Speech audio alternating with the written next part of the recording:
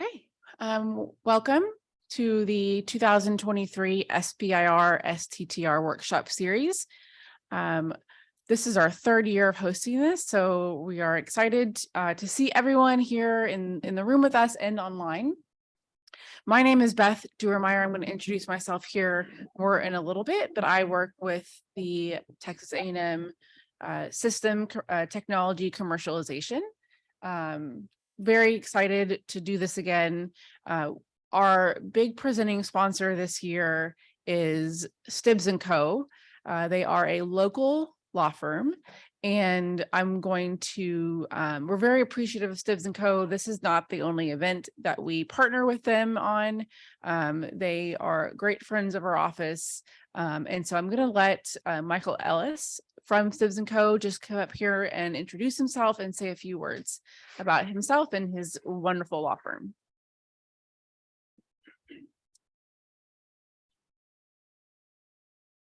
Thank you, Beth. So again, my name is Michael Ellis. I'm an attorney with the Stibbs Co. law firm. And I think, first of all, thank you to Beth and Lenae, and I think Chris is online, and everybody at Technology Commercialization for putting on this program. It's really about the information they're providing, and we're just happy to be a part of it. So, just real briefly about Stibbs Co. So as Beth mentioned, we're a local law firm. We have an office here in College Station, and we have another office over in Spring.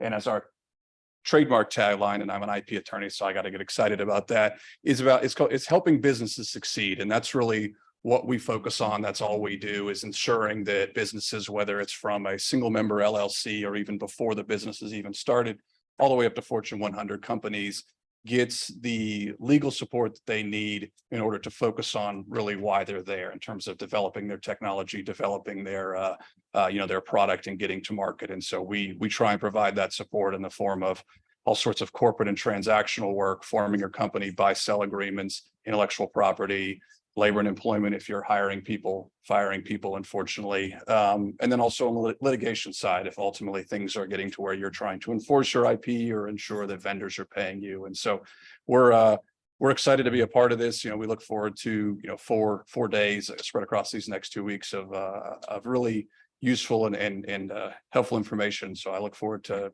getting to know some of you all, and look forward to hearing what you all have to say. Thank you.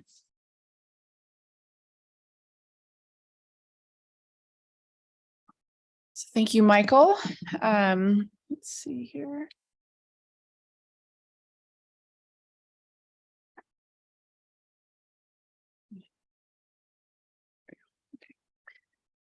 So once again, I'm with Texas A&M University System Technology Commercialization, but you're going to meet Lenae Scroggins here in a little bit. And she is with the Texas A&M Engineering Experiment Station. TEAS has been a partner with us in this workshop all 3 years. We work very well with Lenae in her office. It's really a joy to get to work with you, Lenae. So again, you're going to meet her in just a minute. We have several sponsors for the workshop over these next 2 weeks that make this event possible. They make all the swag that you got for your event, this event possible, the snacks we have here, and being able to do this hybrid, giving our online guests the experience that those of you who are in the room get as well. Our sponsor for today's session is very near and dear to my heart. It is Dickinson Wright, and we have worked with Dickinson Wright since I've been working with this office. And Stephen Mason is here from Dickinson Wright. So Stephen, why don't you come up here? I'm going to allow Stephen to talk a little bit about himself and what he does. And I'm not going to give it away because I'm sure he'll tell the story way better than me. But Stephen has been working with our office for a very long time, and we are very appreciative of him being a sponsor for this event. All right. First, for the participants in the room, I know that you have noticed that the sponsors are all law firms. That probably makes you uncomfortable, and I am sorry for that. Well, that is true. That is true. But you're the show, and and I've worked with Lenae and Beth for many years. I'm based in Austin, Texas. I am nominally an intellectual property lawyer. My name is Stephen Mason. I am the proudest member of the Fighting Texas Aggie class of 1999. Whoop. I studied electrical engineering when I was here, went into patent law, and now my focus is exclusively on growth stage entities.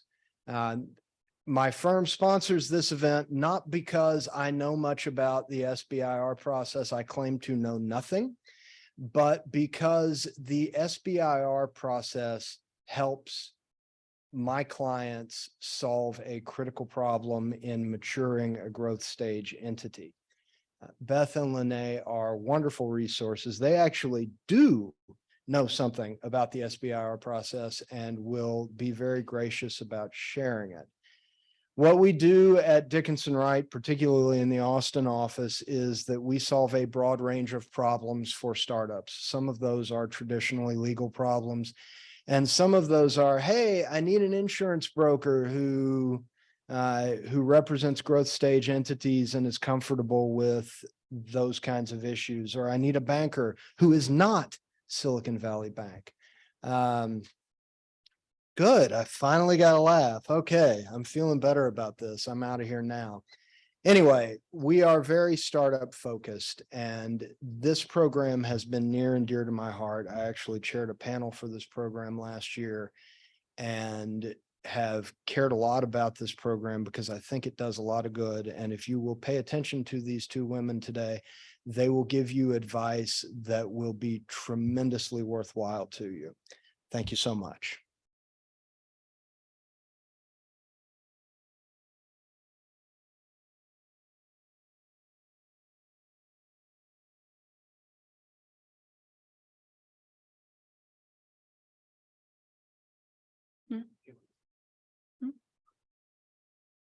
Oh, okay.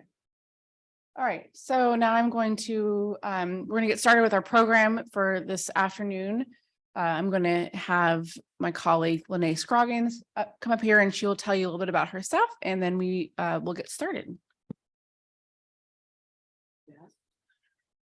It's a green one. Advanced. Right. Howdy, how's it going today? It's good to see all of you guys here. 20 minutes ago, there wasn't anybody in the room and I was panicked that we were just going to be talking to chairs. So I appreciate you guys getting here. So let's see, we've already done that. So a little about me. I'm the old goat in the room by far. I am not an Aggie, but I did get here as soon as I could. I've been in management and leadership for about 40, pretty close to 45 years now. I started my career in Seattle, Washington, moved to Los Angeles. I was in the finance industry, not Silicon Valley Bank, but in the industry in Los Angeles, and then came to College Station where I got involved in higher education. So I've been in and around A&M for 25 or a little more years.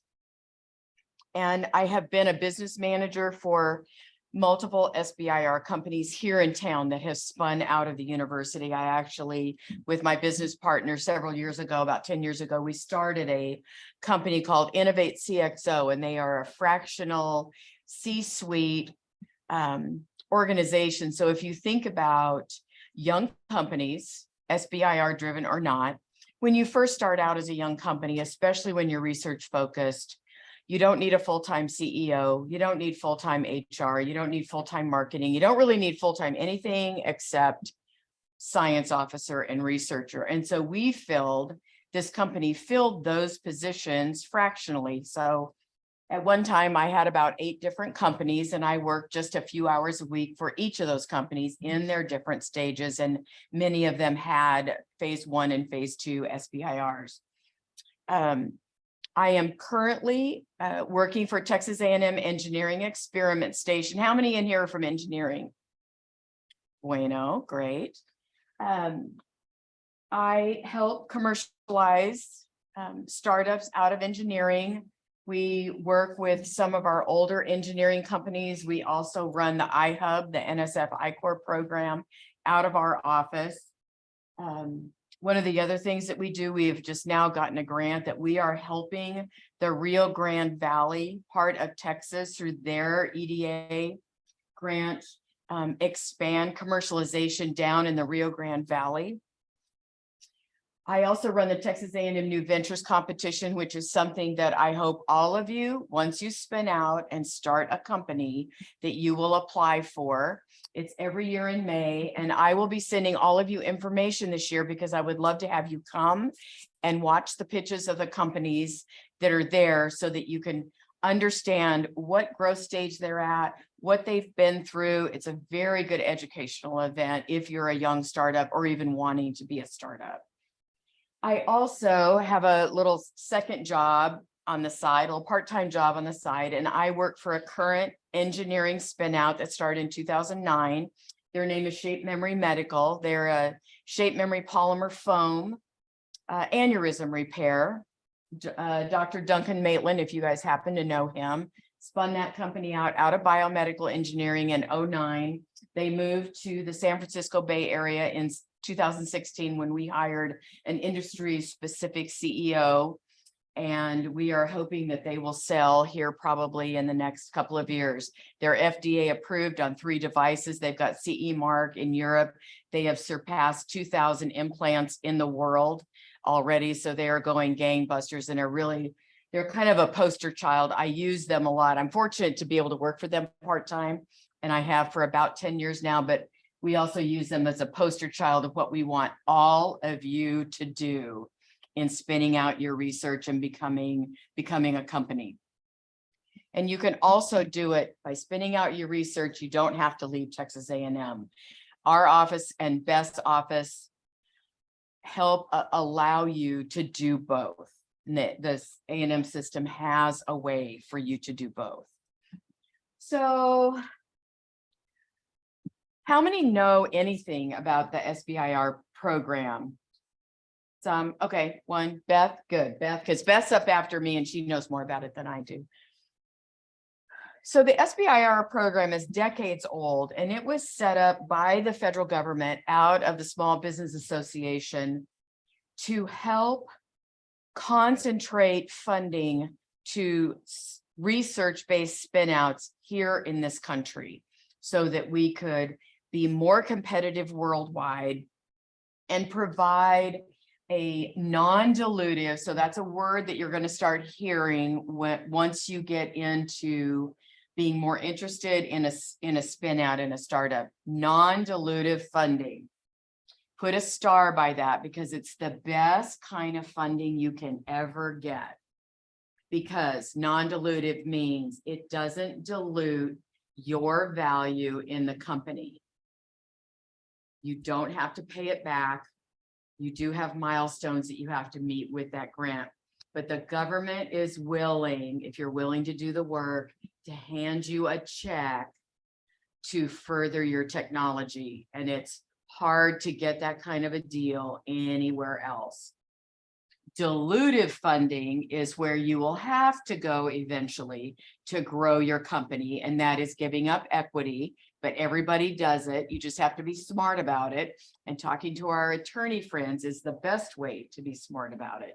But we are going to talk about non-dilutive funding today and the way to do that through the SBIR STTR program. So there are differences between the 2 programs, and we'll get into that some today. You may hear me say SBIR when I really mean SBIR and STTR. They're run by the same organization. There are differences between the 2 programs.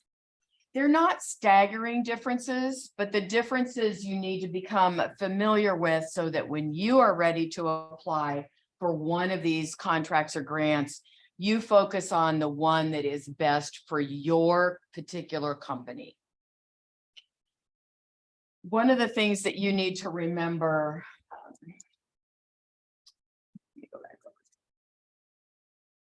they're both highly competitive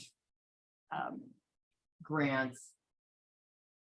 One is really the STTR program is really geared to help you expand your research but you can have some of the money in your research lab at a research institution.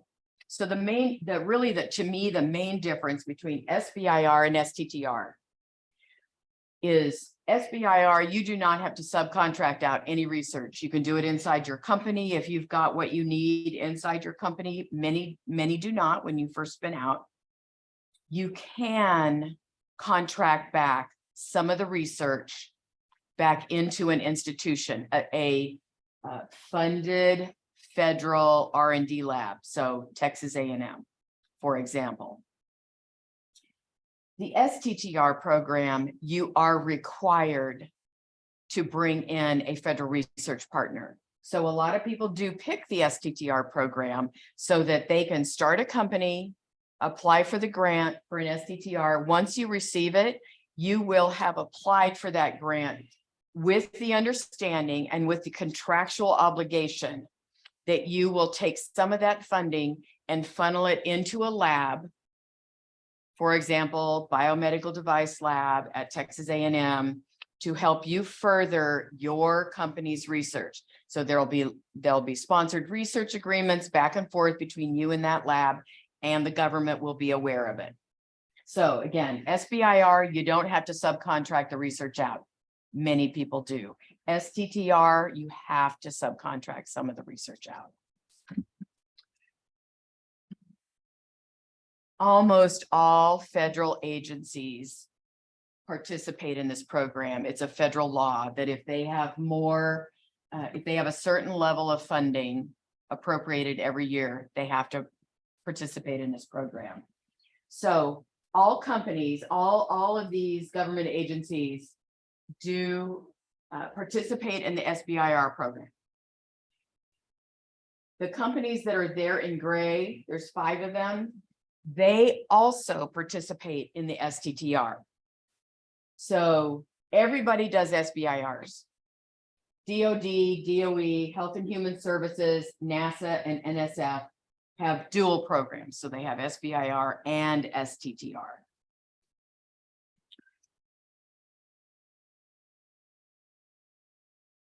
There are 3 phases, really 2 that concern you, of the SBIR and STTR program.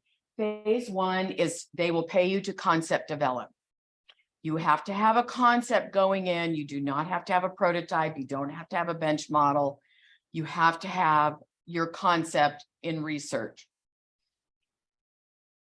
They run from 6 months to a year. The contract runs from 6 months to a year. 6 months is very common. A year is less common, but some of the agencies like NIH who provide larger amounts of funding, because usually things like medical device take more money to get going. So the first phase is worth more money. And this is an old chart, but they range from 50,000 to about 275,000. A common amount for phase 1 SBIR is 125,000 out of NSF. So it's a pretty healthy chunk of money. Once you complete your phase 1 and you turn in your milestones and your reports, even before you turn in the reports, you need to start looking at applying for your phase 2. And we're not going to talk much at all about phase 2 in this seminar, but we can talk to you guys about it offline.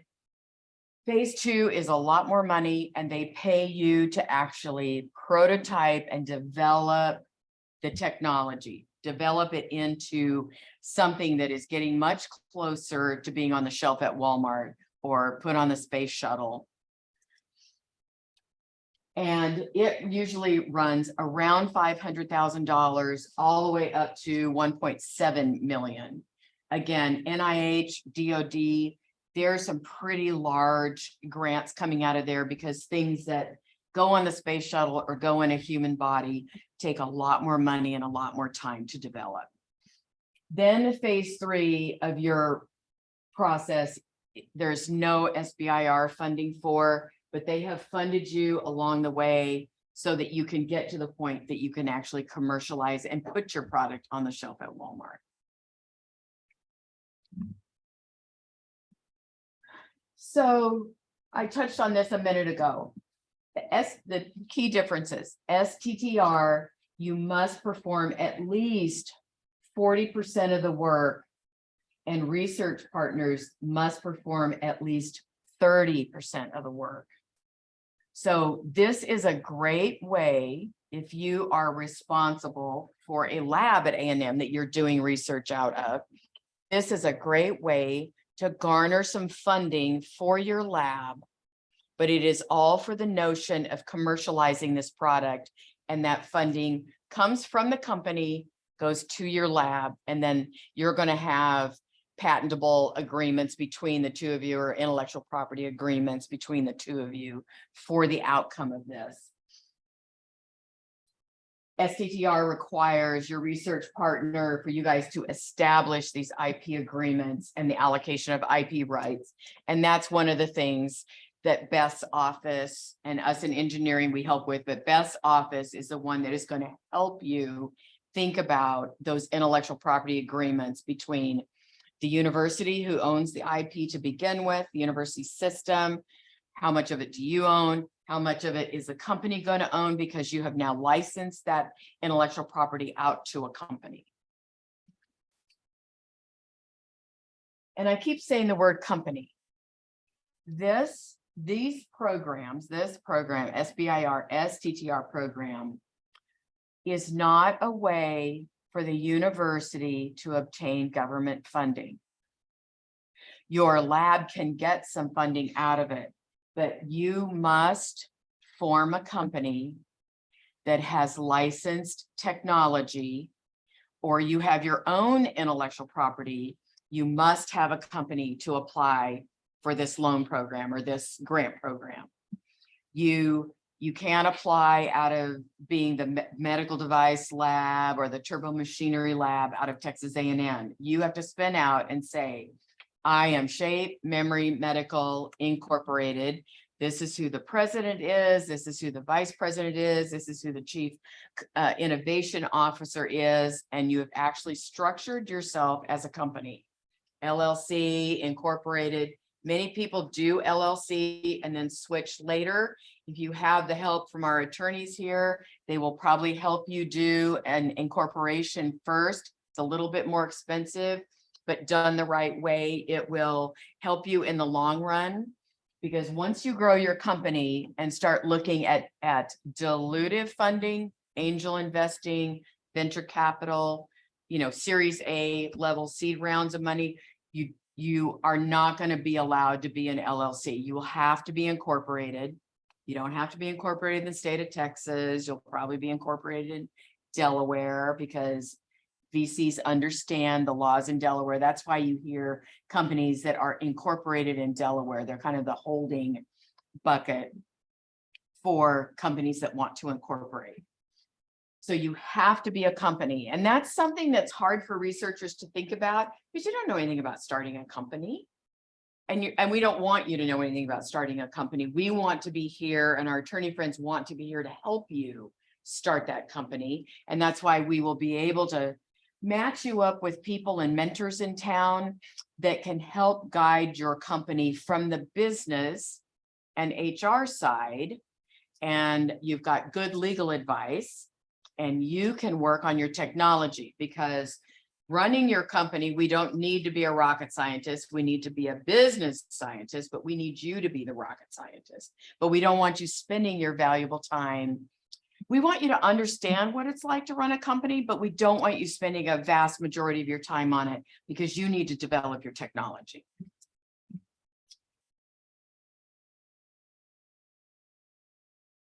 I'm not pointing it the right way.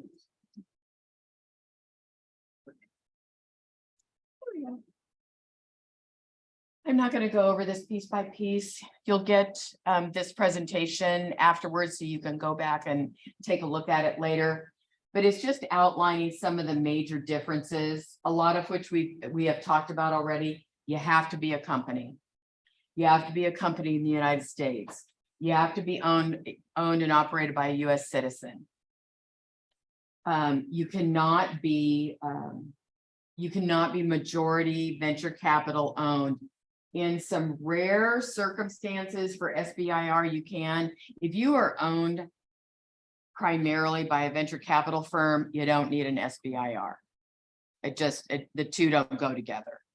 A venture capital firm is not going to invest in you when you are still at a bench top or concept stage. So they put that in there, but to me, it just is invaluable. It's not valuable information.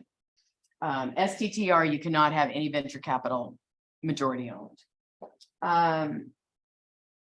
The subcontracting of research, the third one down, that's the tricky one where you have to decide how much research are you doing in-house and how much are you going to subcontract out to an institution.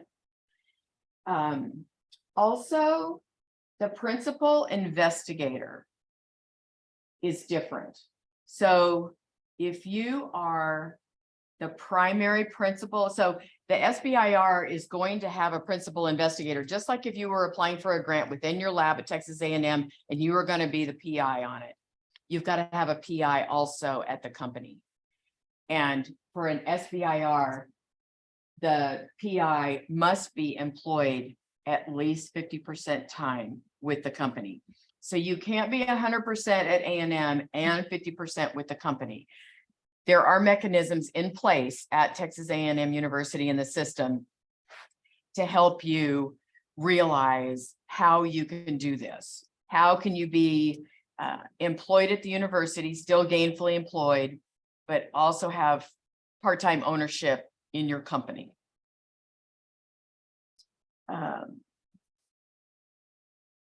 Any particular questions on that yet?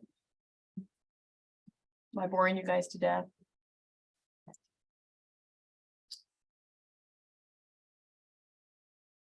We've talked about this already. Texas A&M or any affiliate inside Texas A&M cannot apply for an SBIR or STTR. You have to be a company. You have to go see Stephen and Michael and those people to be able to form a company. The STTR is really focused on commercialization. They actually both are, but the overarching goal of the STTR is to take basic lab research and commercialize it. So they want to be able to form a collaboration between an external company, a startup or a spin out, we call them both, they're kind of interchangeable, and a lab at a university or a research institution. I mean, it could be Los Alamos lab. It doesn't have to be Texas A&M. We just use, we're more familiar, obviously, with Texas A&M. So here, let's talk about this for a minute. What does an SBIR STTR company look like? First, you got to be a company. You have to be a for-profit, right? Nobody's doing research to be a nonprofit. Costs too much money. You have to be US owned and operated. You have to be a small business enterprise, which means under 500 employees, which to me is pretty liberal because 500 employees to me sounds like a really big company. The work has to be, all the work has to be performed in the United States. So you cannot partner with a research institution that does not lie within our borders, because this is a United States federally funded program. And the focus is performing research and development. The grant focus is research and development. You can't buy equipment. You can't pay for your patents out of that budget. You can't have other capital needs. So you have to plan when you're structuring your company and getting ready to apply for an SBIR or STTR, you have to think, where am I going to get the other pot of money to pay for some of these other things?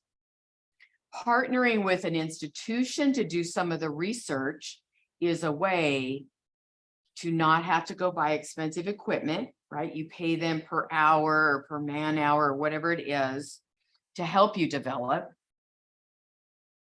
You have to figure out how to pay yourself, which some of it you can pay out of the grant. If you have other employees, you need to figure out through the grant how you pay for them. If you need to be working on intellectual property and on the company side, patenting your work, you're going to have to pay for patent attorney fees, which is where our friends come in again. But none of this can be paid out of the SBIR and STTR funding. Does that make sense?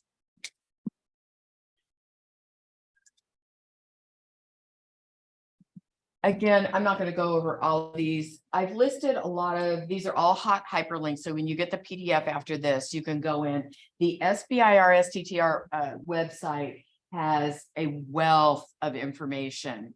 They have tutorials. There are all sorts of classes that you can go through, self-paced. We also have a Small Business Economic Development Corporation, our BBEDC in town, as well as our Small Business Development Corporation. They will help you with your SBIR. They'll link you up with resources. They're not going to write it for you. Our third session, so that's next Monday, we're pulling in a consultant. She was a NASA engineer, then left. She was a rocket scientist and left and started her own company. She has written many successful SBIRs. She's going to come in and talk about writing an SBIR. The thing about an SBIR, you guys are scientists, you know how to write grant applications and talk about your technology. You can do that very clearly all day long. The thing with these grants and contracts is you have to write a commercialization plan. You have to tell the government how you think your widget is going to change the world and how you're going to get it onto the space shuttle. That you know you have to have this amount of money, you know that you have surveyed this many people and they understand the technology, and you ask, if this were available, would this be interesting to you? Now I'm dumbing it down, but you'll understand what I mean. I've got a new widget to run the space shuttle flight board, and I know with this one widget, it is going to make re-entry that much safer. You've got to be able to talk about that, but from a marketing and commercialization standpoint, not just a scientific standpoint.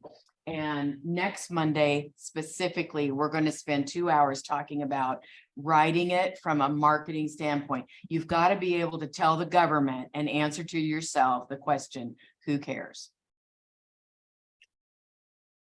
They have program officers at the SBIR office that are willing to talk to you. You can reach out to them. Talking to a program officer, even before you apply for a grant, is very helpful. They want you to submit a grant that they can approve. And so they're very willing to talk to you. We are willing to talk to you. We're willing to look over your grant. I'm not going to look it over the day before it's due, but we are willing to look over your grant and help you through that process as well.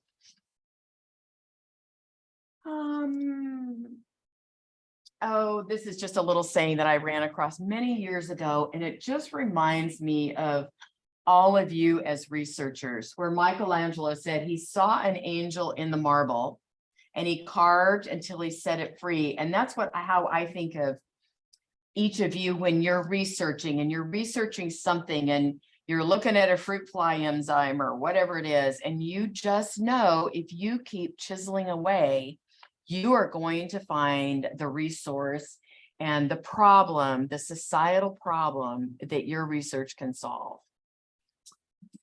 And I think that's it. Yeah. Okay, that's it for me.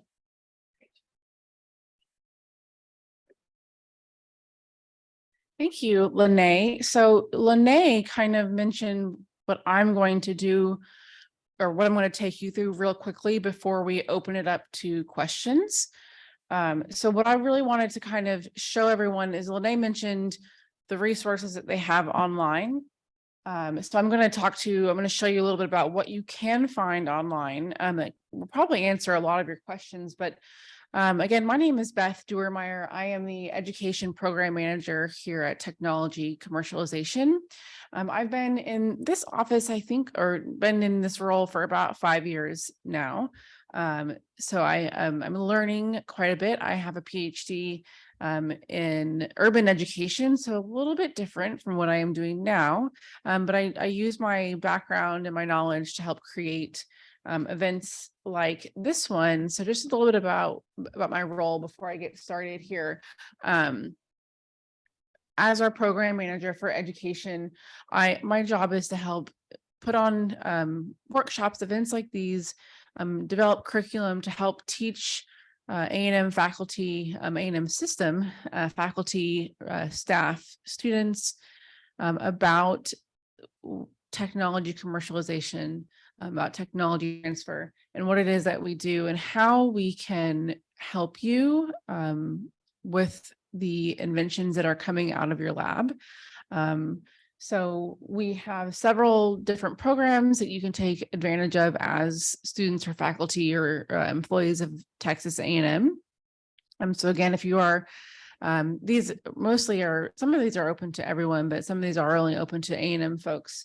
But we have on-demand education that we have available. All of our past webinars and most of our presentations are available on the Innovation Partners YouTube page. And also they can be found on our current website. So if you would like to go back and listen to some of the panels we had last year or the year before for SBIR or STTR programs, you can go back and actually listen to those.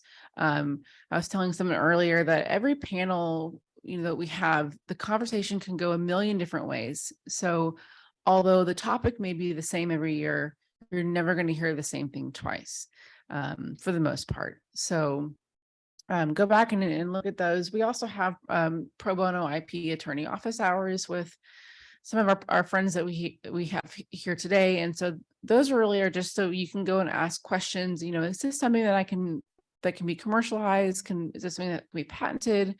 What can I do with this? And those are really available to anyone. So we hope that you take advantage of those. We also have some self-paced courses. We have one that we developed with Autumn, which is a technology transfer organization for professionals, really. But we developed a course that was for faculty about commercialization and how that all works. So all of that information can currently be found on our website. But to get to today, so Lenae mentioned online resources, and SBIR.gov is your best friend, because a lot of the information that we share today, just a little secret, we pulled it from the SBIR.gov website, because they are, of course, they want people to take advantage of the program and all the money that they put into these programs. So they have all of this information available on their website. So if you I just have screenshots up here, but I'm going to kind of just go through a little bit about what is available. So one thing that you can do is go and look and see what awards have been given. And you can search by technology area, you can search by agency. So whether you're NSF or NIH or DOD, DOE, whatever your area or whatever you're looking for, you can search and you can see what they're funding. You can see who's been awarded by geography. So looking at, okay, how many are from Texas? How many are from the East Coast? What's going on the West Coast? What are they funding over there? You can see program trends, annual reports, and things like that. So that's something really handy to have. Just kind of know what they've been funding, what they're doing. It also has a resources tab with a FAQ section, conference presentations by various agencies, impact studies. And the FAQ section has a lot of information in terms of how do I get registered, just there's quite a bit on there. How does the company get registered? What are the eligibility requirements? Again, Lenae went over those. What are the size requirements? They also have some tools for entrepreneurs. So if you are on the business side of things, they kind of have some resources for you as well. They can also connect you with incubators or accelerators and things like that. Another great tool here is their funding search area under the funding section. Instead of having to go to every agency's website, they kind of have pulled everything together right here, and you can type in a keyword, type in a topic area, technology area, and look to see who is funding what your research, the area that your research is in. So if you don't know, should I be going for NIH? Should I be going for NSF? This can help determine which agency that would best fit your area, which is really handy to have. So you're not having to search through a ton of different calls for proposals. It also has a open topic area, search by program, search by year, agency again. And then it also again has an area where you can see who has been awarded. So you can find companies that have been very successful. So if you maybe are looking to develop a proposal and you need maybe a little bit of help, and you want to reach out to a company that's been more successful, you can kind of look here for those companies. You'll find several A&M companies on this list as well, or local companies who are very successful with SBIRs or STTRs. So again, there is a link down here. You will get a PDF today of all of these links and resources. And then there is, again, under the resources tab, they have tutorials. So basically, they have this program already online, but ours is way better, of course, because we have cookies and brownies and coffee, of course. It walks you through the whole process. Again, it's not going to tell you how to write your proposal word for word, but it's going to give you suggestions on the various parts. It even gives you some suggestions on the business plan, the commercialization plan. It'll give you some tips on what are the agencies looking for. And again, it does have a list of all of the agencies that participate in SBIR, and you can go to their website and get a little bit more detailed information. But like Lenae said, overall, between the agencies, the requirements or the eligibility requirements really aren't different from agency. What is going to change, of course, is what they are funding.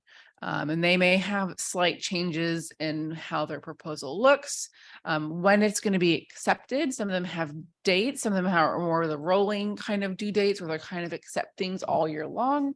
Every agency in that way might be a little bit different, but you can see which agencies do have these and go to their website to find a little bit more detailed information on that. I went very fast, as I tend to do. So now we're going to open it up for questions. And the way that this will work, those of you that are in the room, if you do have a question, I'm gonna hand you a mic. And I know that everyone else in the room can hear you, but that is just so that our online folks can hear you as well and they can hear the questions. So do we have a question?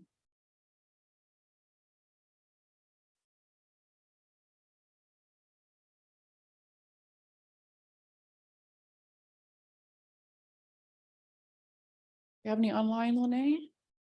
No questions yet? Okay. I know that we had one question that was online that was asking about a checklist. Is there a checklist for companies or for faculty that they need to have, that they can find, that would help them know whether they're ready to submit an SBIR? And I know that I have seen a checklist somewhere on the website. I can't remember where it is. Lenae, do you remember where that you're going to find it? Okay, but I'm going to call out Megan over here. Megan Brown is here from our office, and she's very knowledgeable about SBIRs. Megan, do you have if you could create a checklist of something faculty, a checklist of things that faculty need to have in order before they're ready to submit an SBIR with a company. Do you maybe have a few suggestions for the audience?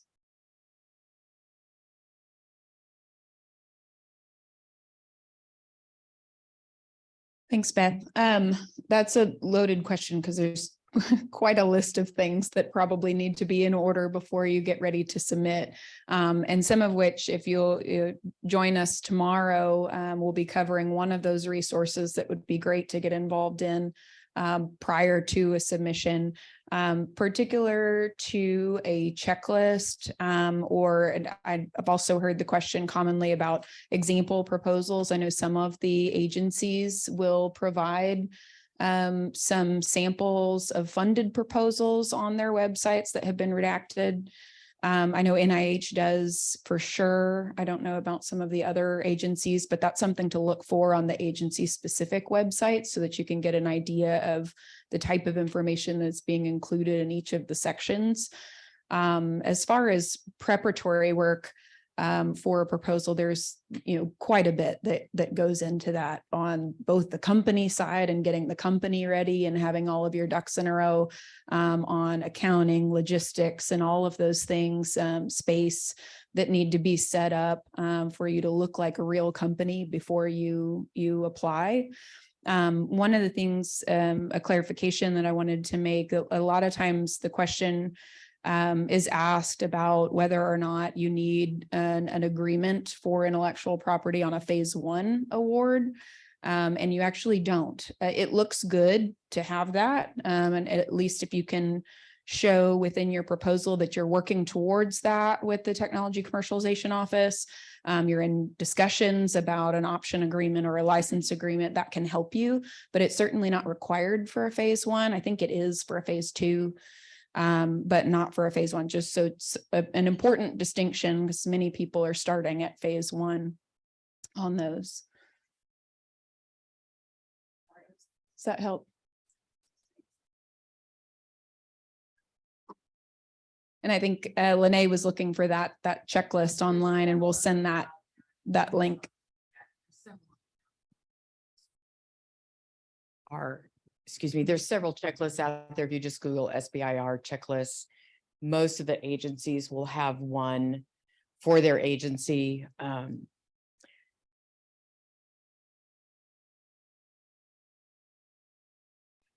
Most of what I'm finding is not what we're talking about right now, though. I thought of something when you were talking, Megan, so let me do a little bit of research and I will see if I can find, one time many years ago, I did put together some sort of a checklist. Let me dig into my mothballs and see if I can find something. And if I do, we'll send it out for everybody. But these tutorials that Beth and I hot linked and talked about, go through those tutorials, because those tutorials, there is a tutorial for every section of the SBIR. What does your management structure need to look like? What are you thinking about in terms of finance? Helping you think about your bookkeeping, your accounting, which makes most people on the research side, their eyes bug out, right? Our eyes bug out when we think about finance.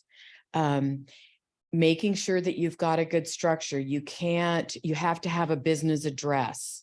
You can't submit the proposal under the university's lab address, right? You can't have a PO box. You have to have a physical address. So the workaround for a lot of that, some professors do their home address temporarily. Many SBIR companies that I've worked for, we go down to the UPS store and buy a PO box, but your address is a physical address with a suite number, which is actually your PO box, which will work beautifully. So all the information will go to that address and be put in your PO box. And you just got to go down with the key once a week or so and check it. One other thing I was thinking of.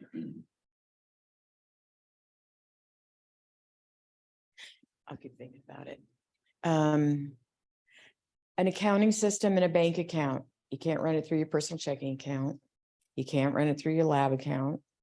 So go to your bank after you formed a company and set up a business checking account under, Joe Smith LLC or Incorporated. After you've set up your PO box so that you've got the right address on your account. And go get something like QuickBooks Online. It has, it's a very easy system.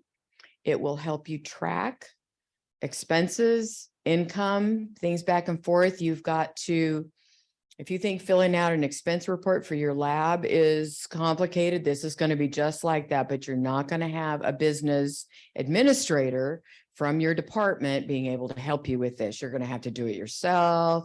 Your wife or your partner's going to do it, or your friend next door who happens to be an accountant might help you do it. But you've got to be ready to track every single expense into the appropriate category. And it sounds a little daunting, and it can be, but it doesn't have to be. But that's where building a team around you and your company, even a fractional team, most likely a fractional team, is really going to help you. Somebody that you can pay, maybe 1 or 2 hours a week to make sure your accounting's straight. Because when you finish your phase 1 and you turn everything in and you have applied for your phase 2, when you get your phase 2, at the end of a phase 2, you will be audited. And that part is an expensive process. But by the time you get to the phase 2, you will be successful enough. You can hire somebody to help you through that audit. Like if you get an NIH phase 2, you're going to have $2.5 million. But to do an NIH phase 2 medical device is going to take all of that $2.5 million just to get it to a prototype so that you can do implants. But you will be audited. Any company or university that gets over $750,000 a year from a government agency has to go through a government audit. I've been through it several times. It's painful, but if you do the homework and structure your company right in the beginning and keep track of things, you'll be fine. It just takes work. And again, surround yourself by the people that have those competencies that can help you, even a couple hours a week. That's all you need to make sure that you do have your ducks in a row. Because when you go on to phase 2, your ducks have to be in a row already. And you will already have the practice down.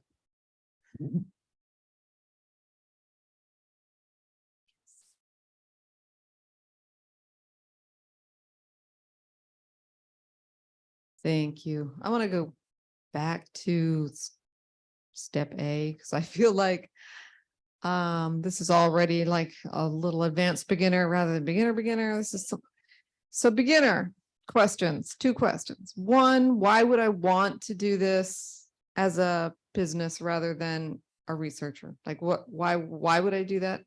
Question 1. 2, I didn't understand that we are to become ourselves a company. And then if we are the company, how do we partner with research if we're also the researcher? I mean, I'm confused about all of this. Any of us.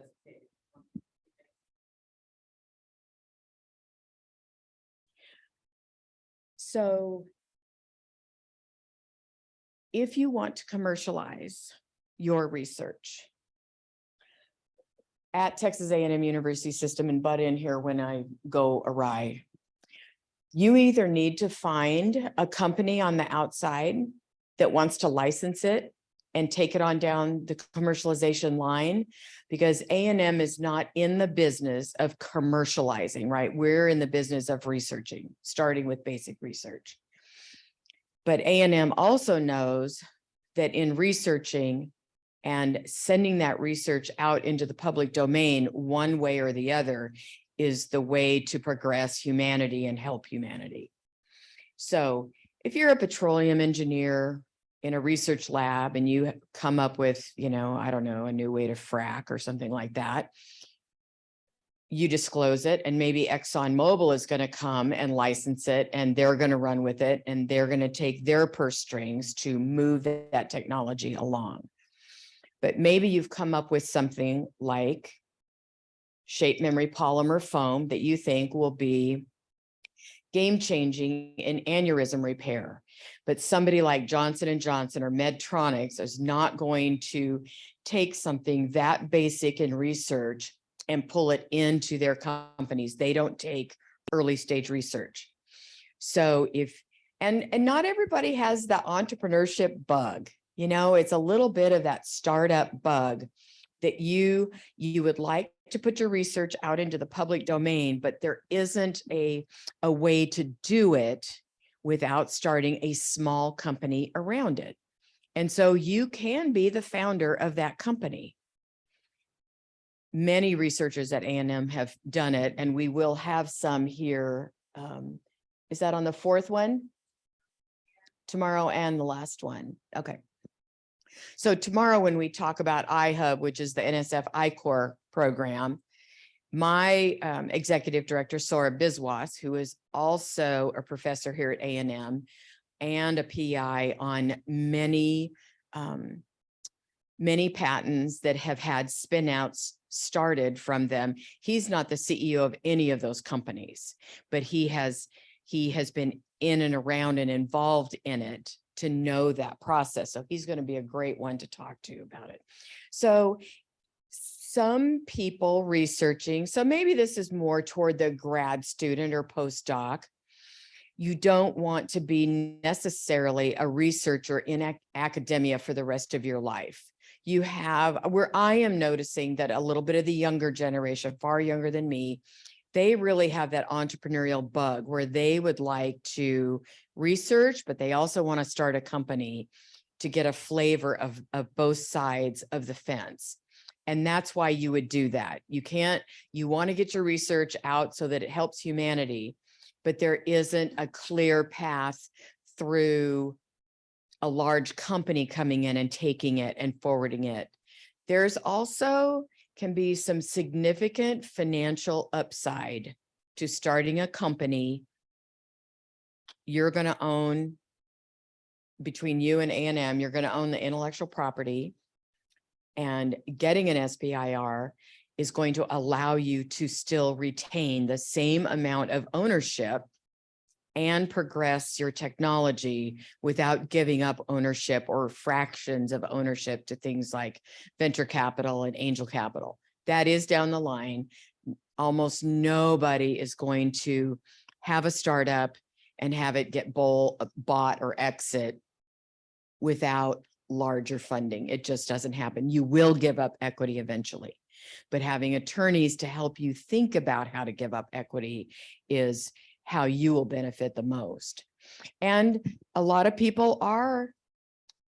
Duncan Maitland was the CEO of Shape Memory Medical and a tenure track professor for several years, moving his company. Now, he's kind of a poster child for this. Mark Bendon is another one, a poster child for spinning out technologies out of their lab.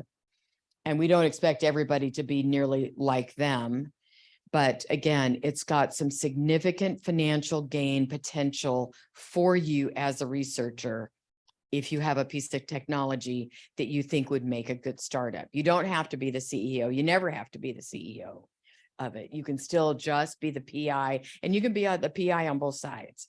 And there are rules and regulations that are clearly mapped out at A&M and the commercialization office to help you through that process so that you say, okay, I can be 50% at my company and I can also be a researcher at Texas A&M University.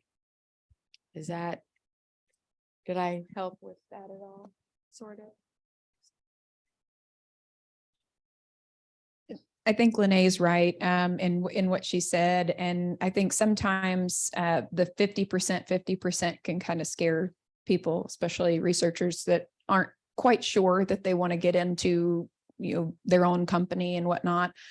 And there are fluctuations in those percentages. I think the majority of faculty who end up spinning out a company probably at first spend a little bit more time on it, but as the company grows, you get more resources, you work with our office to identify other resources that can help you put a team around that company, will start to take away some of that time and effort on your part. And that's something that we can help you with and talk about even now as we're ideating on what that might look like down the road.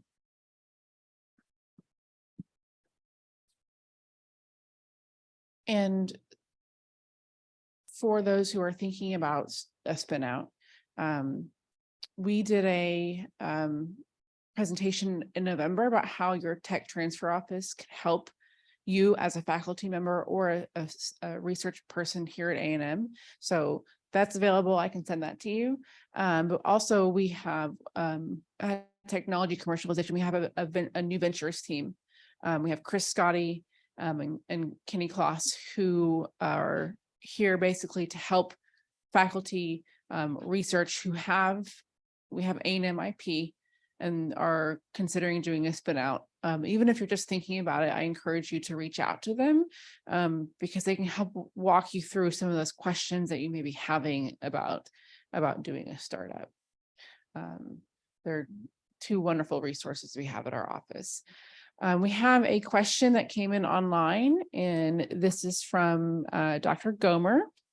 And he asked, can you ask for work to be done at a non-US CRO? So I'm going to let Lenae talk about what that question means and the answer.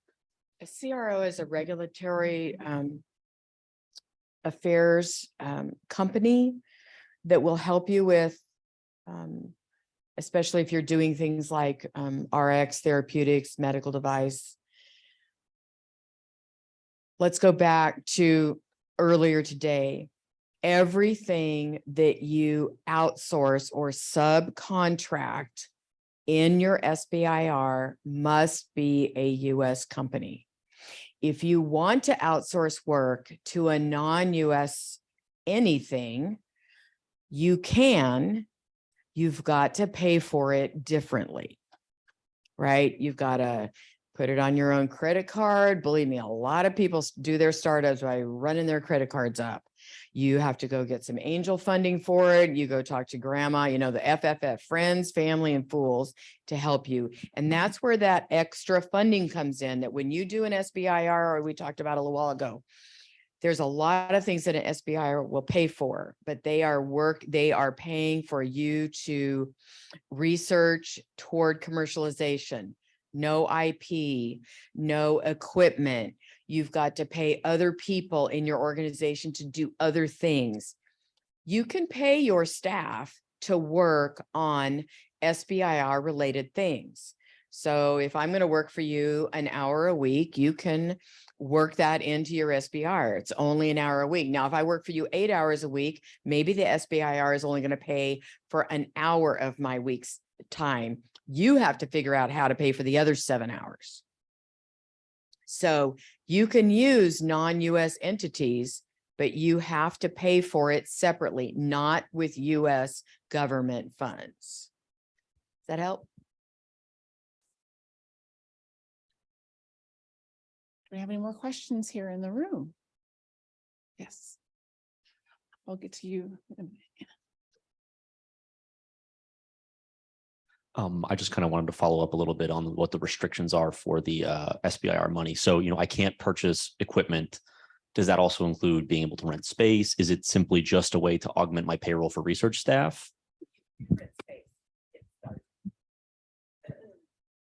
I don't know that I have the current full answer for this, but you can use it for rent. It is augmenting staff. It's augmenting supplies, right? Like if you need to, you have money to buy a vent hood and you need to do something in that vent hood, it'll pay for the chemicals. It'll pay for you to subcontract back to a lab at A&M, or, we use A&M as an example, but you can do it anywhere. Pay back to A&M for them to do it because they actually have all the vent hoods or the, whatever it is. But yeah, you can buy chemicals out of it. You can buy all of that kind of stuff out of it. It's just not meant to be capital equipment funding. If that's the way you need to say it, is capital equipment funding.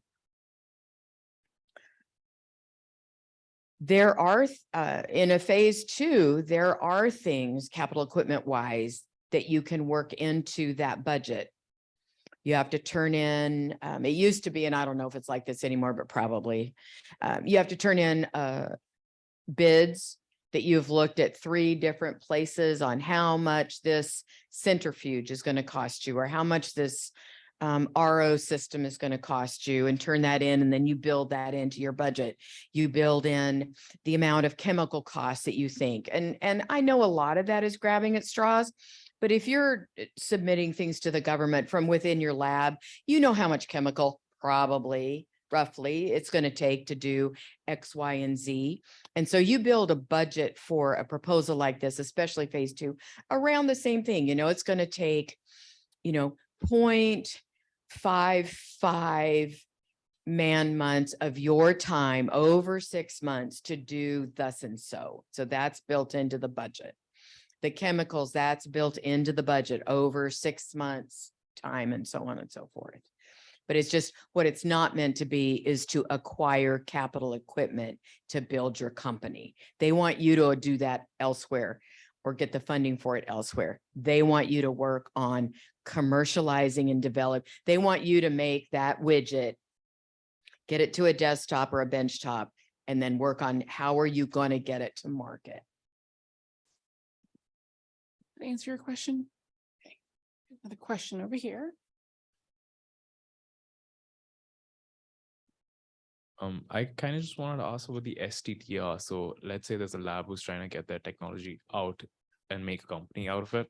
So how it's it was mentioned that the company must perform at least 40% of the work, and you have to have a research partner who does 30% of the work. So how would that kind of work if you're trying to get your own device out in the market?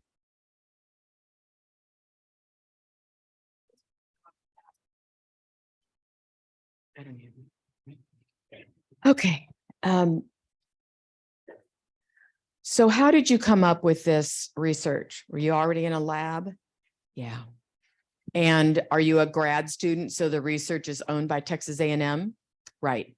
So you need to call Megan and Beth's office, or even our office, and we'll refer you to. So we have people that will help you specialize in that. We will talk about what it's like to create a company, how you can balance that act by still being in your lab, how we can look at licensing or optioning that technology out and form a company around it. And then you're going to apply for an STTR, and some of that money so you're going to say Lenae Scroggins Inc. is going to license this technology out of the technology commercialization office. I don't know, A&M owns 50% of it. They own 50% of it, whatever it is. You apply for an STTR for, $135,000. And in that budget, you are going to work with the lab at Texas A&M and say, okay, I need 40% of this research done by Texas A&M. Their A&M is going to tell you how much that's going to cost. And you work that into your SBIR budget, and it's part of the bottom line. So it's listed as a line item as some subcontracted material. So there's going to be a sponsored research agreement. You get the money in from the government into the company, and you have this agreement with A&M, and they're going to do some work in the lab, and then they're going to bill you to the company, and you're going to write a check back to A&M to pay for that research. Does that make sense?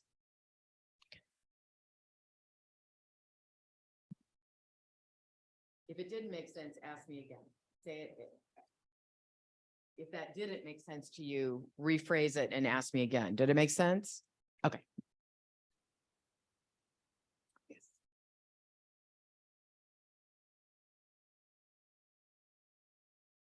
So what happens in the case of SBIR? So suppose we want to apply for 125K in phase 1, and we're a lab in A&M and we set up a company, and then can we Can the company subcontract work to the lab to make the prototypes?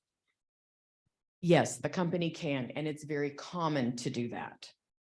You are not required to do that. If you have a company and you have the funding to be able to do the research yourself, you go rent a little building somewhere and you've bought some used equipment and you can do all of that yourself, you can do that as your own company.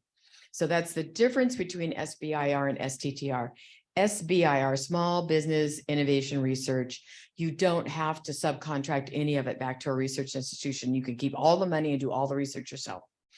But if you need research done, then you need to look at the percentage of research that you have the capability of doing inside your company with the equipment and supplies that you have or that you can afford to have, and how much more progress would you make as a company by paying a research lab like A&M to do some of it for you.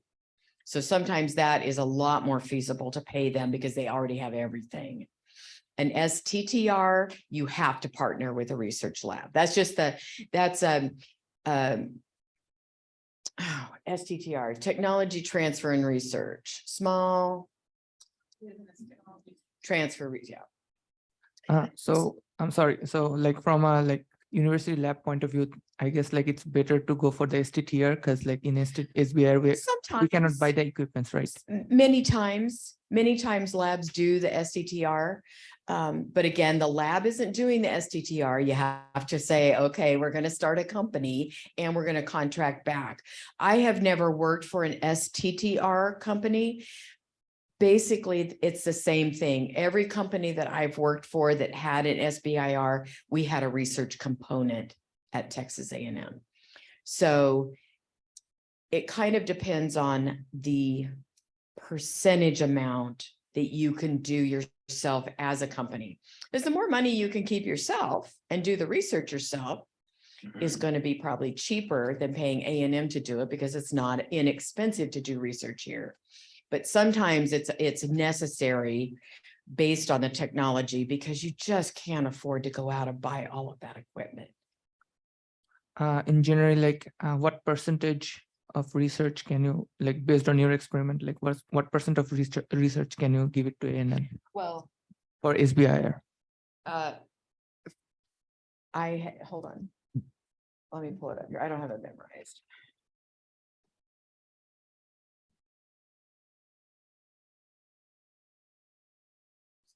Yeah, I'm trying to find it here real quick.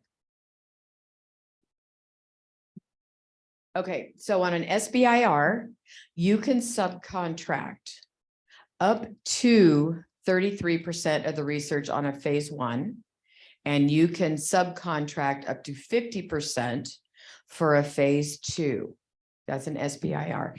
STTR, you have to, as a small business, do 40% of the research, and you have to contract out at least 30% to a research institution. So they're kind of minute differences, but with an STTR, you have to have a research partner. Okay, does that help? Okay.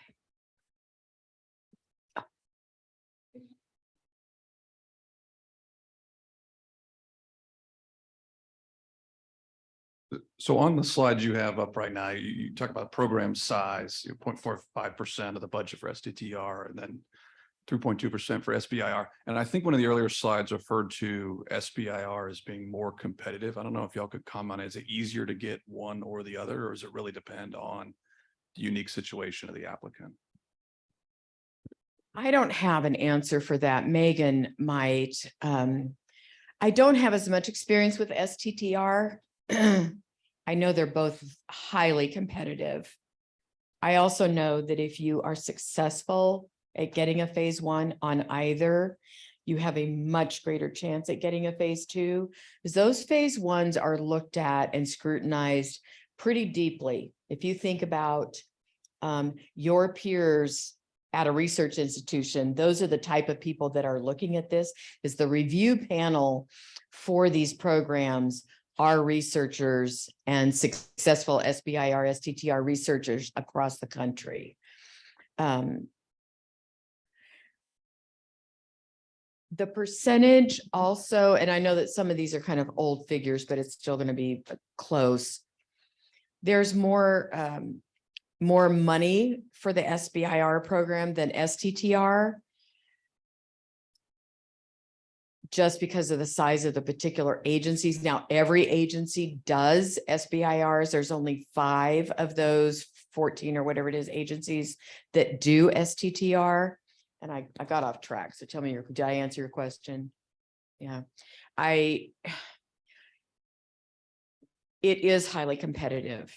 I wouldn't want anybody to be discouraged about getting turned down for your first phase 1, because the comments you get out of that from the committee that has looked at your application will only make you stronger.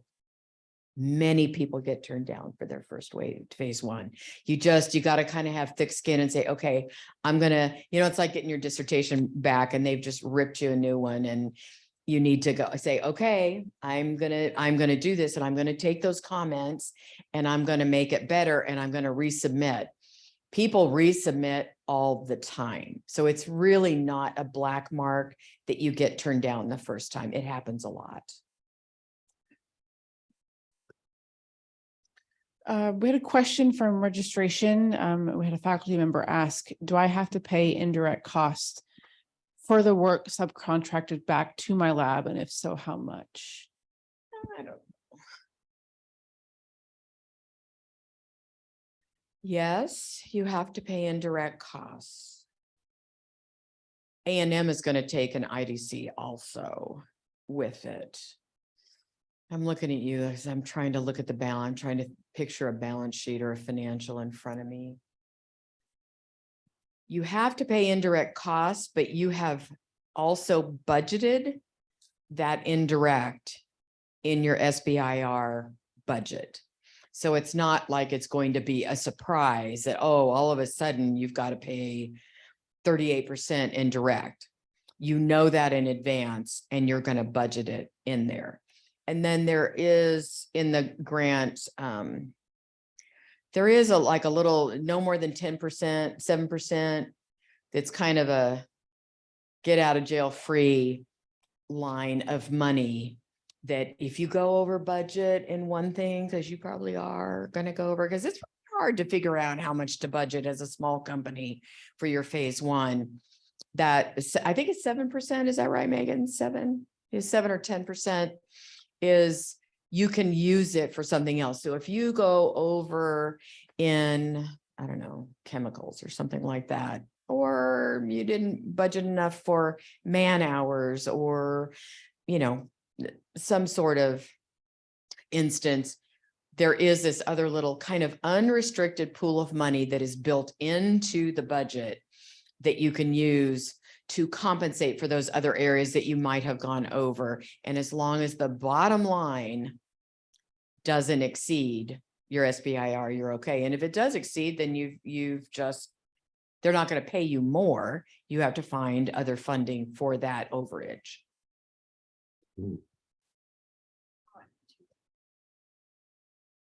The only other thing that I wanted to add to what Lenae said about on the STTRs and the subcontracts back to the university is that SRS will work with you through that and work through those details prior to submission of a proposal. And so they'd be a good resource for you as well on any particulars related to the A&M subcontract.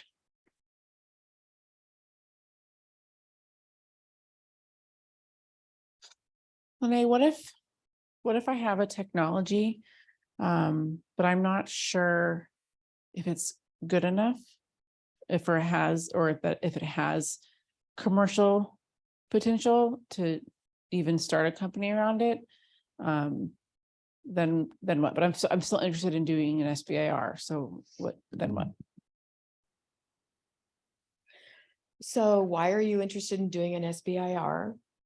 what has led you to think that you may have promising technology? Who paid you to do that research in the first place inside A&M? Did anybody? Was ExxonMobil interested in it? Or is it a discovery, a novel discovery that you just came across in doing something else? That could be it too. I think my gut, and Megan can pipe in also, my gut is you need to call and talk to your licensing manager that is over that area of A&M. So if you have a computer science, petroleum engineering, I don't, biomedical, whatever it is, call and talk. There are licensing managers across the A&M system that specialize in departments and technologies. Call that licensing manager. There's a disclosure process, and it doesn't mean that we're going to patent it. It just means that we need to understand, what are you researching? What's the value proposition? Even if you're not quite sure what the value proposition is yet, but tell us more about your technology. And that licensing manager will then begin looking at it because they have a commercial mind. Before you're a licensing manager, you know, they're all PhDs. They know the industry, but they also know the business side, and they can look at it and say, gosh, this really might have potential. Or can you answer some questions here for me? And with those answers, then maybe I can go back and really help you evaluate. And we're not going to get into the patenting process yet. You have to fill out a disclosure agreement to even begin that patenting process. But the disclosure agreement is just a way of starting to talk about it and see whether or not you're interested in commercializing it and whether A&M is interested in commercializing it. Because if A&M isn't interested in commercializing it, we're not going to pay for a patent. They might turn it back to you and you could go off and patent it yourself and start your company around it yourself. But your licensing manager, to me, is the first step. Do you have anything to add to that? Okay. I was going to add that, if you do have the technology, or you have, whether it's a curriculum, product of some sort, another thing that you can do is go through the iHub program, the iCore program, which is, like, how long is that program? 6 months, or varies by, it varies, but the whole point of that program is to help you come to the conclusion of whether something is commercially ready. Customer discovery, and you're going to hear that a lot tomorrow and throughout the next. Sorry. So it's all about customer discovery. iCore is about that. It's making you, along with a mentor, go out and make 100 phone calls into the industry that would most likely be interested in your technology. And you're going to ask 100 different people, who cares? And they're going to tell you whether or not they care and why they care, so that you can say, okay, well, I'm onto something here. And they'll say, well, but what if it could do this in addition to this? And you say, I can do that. So one of the hardest things about being a researcher, I used to run a competition a really long time ago when I was in Mays Business School, and we would take technologies out of Texas A&M and I would give it to a team of MBAs, and they would digest this technology and do market research on it for a week. And at the end of the week, they had to put together a presentation for judges and venture capitalists that says this technology is this or this, and the researcher would be in the room. And it's really hard to tell somebody that their baby is ugly. That's how we call it. It's really hard to say that their baby is ugly. But if you're going to commercialize something and you want to start up, you need to be able to tell yourself, I don't have an ugly baby, and there's 10 companies out there, or there's 10 people out there that could use this solution. And it's not necessarily grandma could use a solution. It's people that are willing to pay you for the solution.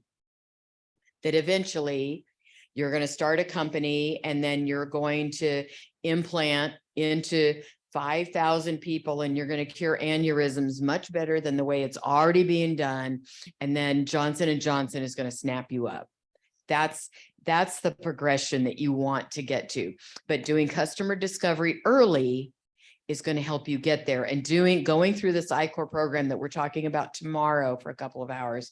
If you get through that program, you will be able to complete an SBIR proposal, and probably pretty successfully.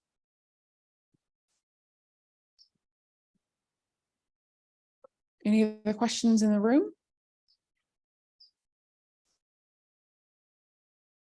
Okay.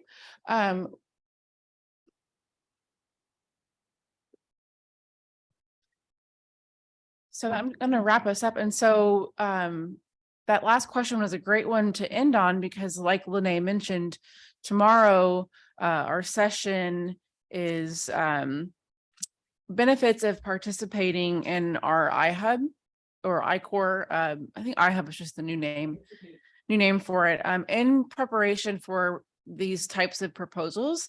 And that's going to be, it's more of a fireside chat, but it's going to have Chris Scotty, who I mentioned is our new venture director of new ventures for the Texas A&M University system. He actually mentors companies that are going through this process, so has a wealth of knowledge. And then in addition to that, we have Sarah Biswas, who Lenae also mentioned.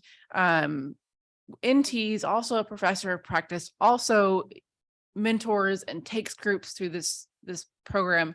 Sarah also knows more about SBIRs and STTRs and getting ready for these proposals more than anybody else that I know. And then also we have Ashley Yonke, who is a assistant research scientist in chemistry in Karen Woolley's lab. And she is also the head of research and development for Taysha Technologies. So she's a researcher at A&M, and she's also working for a spinout for a small company. So she's been in the trenches like a lot of us, and knows both sides of it and has been through I-Corps. So the three of those people tomorrow are going to walk you through what that experience is like, how you apply, how it can really set you up, like Lenae said, to be successful in an SBIR proposal. And because you go through this program and you will know whether it's a go or a no-go, which is really, really valuable, really good to know whether you should spend your time on this. So that is it allows you to pivot. They might say, this while your widget won't do good for X, there's this Y area that your widget will be even more successful in. So sometimes it's not even a no-go. It's just, let's just pivot, which is always good, which is always fun. Because it's saying, your baby might not be good in this one, but your baby is going to be good over here. So that's going to be a really great session. Again, we'll have snacks tomorrow. We'll have coffee. Those of you who are online, if you would like to come and join us in person, you are more than welcome to do that. Next Monday, a week from today, we have Jacqueline Havelka, who's going to be coming in, and she actually writes SBIR proposals and helps companies write proposals. So she's going to be walking you through the do's and don'ts. It'll be just her. She will be all yours for 2 hours to ask all of your burning questions. And then next Tuesday, we are going to have a session on common SBIR, STTR, and startup pitfalls. And Michael is going to be here on that panel. We've also got Brighton Praslicka, I'm probably saying that wrong, but he just graduated from A&M with his PhD and has a company, and he's the founder and CEO. He actually won the TNVC last year. So how many of you yes. How many of you are grad students from grad? Okay, so you want to come see Brighton next week, because he was just not even a couple months ago. He just graduated, so that'll be exciting. We also have Sarah Bondos, who's from the A&M Health Science Center. She is also she's a professor, and then the CSO of Bondwell Technologies, one of A&M's spinouts. And then we also have Peter O'Neill, who is the brand new Chief Innovation Officer of the Texas A&M University System. And he just recently, he joined us here from A&M, at A&M from the Cleveland Clinic. And he just recently received a direct to phase 2 SBIR. So he's going to be here to talk about that experience. And then after next Tuesday's session, we will all walk over together to the block T-bar over at the A&M Hotel and Conference Center, where we have a closing networking reception. We'll have drinks and appetizers, and it'll be a chance for you, whether you're online or been joining us in person, everyone's invited to come and network with colleagues who are also interested in SBIRs. Okay. Are there any more questions before we wrap up today?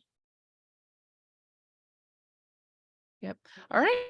Well, thank you. Those of you who are online, thank you for joining us. I apologize for the issues with getting into our online session today.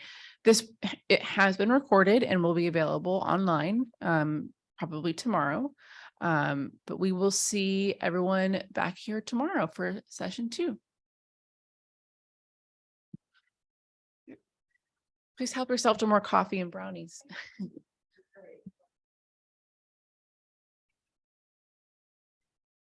And